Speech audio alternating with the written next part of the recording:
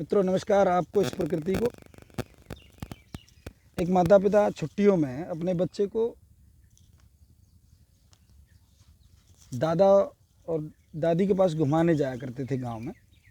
तो एक बार गर्मियों की छुट्टी जैसे ही पड़ी, बच्चा बड़ा हो गया तो उसने ये कहा कि भाई ऐसा है पापा, मैं खुद चला जाऊंगा, मुझे लगता है कि यकीन करता हूं मैं कि मैं जा सकता हूं।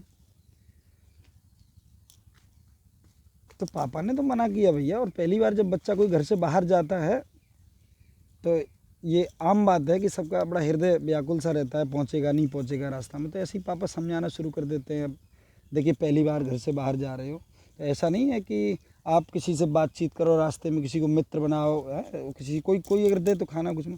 ऐसे ही जा रहे थे तो छोड़ने भी राजी हो गए। तो छोड़ने जा रहे थे तो ट्रेन में जैसे ही उनको बिठाया तो ट्रेन में भी चले गए। वो सीट पर बिठाया, फिर बोले अभी ये ऊपर कम पैसे ऊपर रख लो, जो खुले हुए पैसे हैं, बाकी पैसे अंदर वाली चोर पॉकेट में रखो।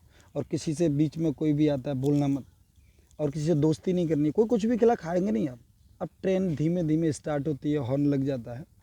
तो तब भी समझा रहे हैं, अब धीमे धीमे समझा रहे हैं। और उतर के आए नीचे, फिर वही गेट पकड़ लिया, खिड़की की वही सरिया पकड़ी और उसको उनको बताते जा रहे हैं कि देखिए बेटा कुछ खाना मत। अब धीमे धीमे स्लो स्पीड बढ़ती जा रही है, स्लोली स्टार्ट होने के बाद। अब ट्रेन जब रफ्तार पर जाती है तो पिता तब भी समझा रहे हैं, भाग रहे हैं, दौड़ रहे हैं उसके पीछे, मतलब चिंता जैसी स्थिति कि बेटा ध्यान रखना, और स्टेशन का बहुत ध्यान रखना, किसी से बोलना नहीं, रास्ते में बड़ा होशियारी। तब भी वो भागते भागते ट्रेन की इतनी स्पीड आ जाती है कि वो पिता के पैर ट्रेन की बराबरी नहीं कर सकते।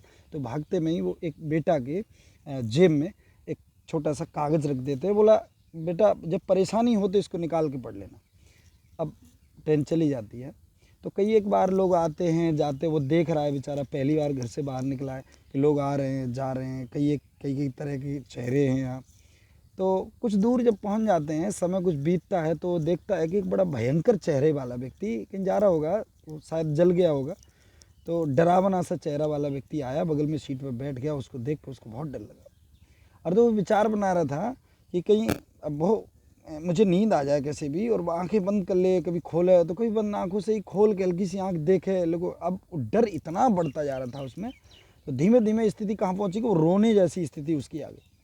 अब स्थिति बहुत ज़्यादा बढ़ते स्थिति जब बिल्कुल रोने पे ऐसी स्थिति आई तो उसको याद आ गया, पापा ने ये कहा कि बेटा ज़्यादा डर लगे, ज़्यादा परेशानी में हो तो इस कागज़ को निकाल के पढ़ लेना।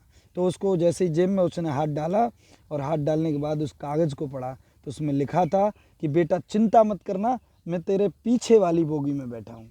तो मित्र, उसको इतनी बड़ी हिम्मत मिली, उसको पता चल गया कि मेरा क्या है कि मेरे पापा पीछे वाली बोगी में बैठे हैं।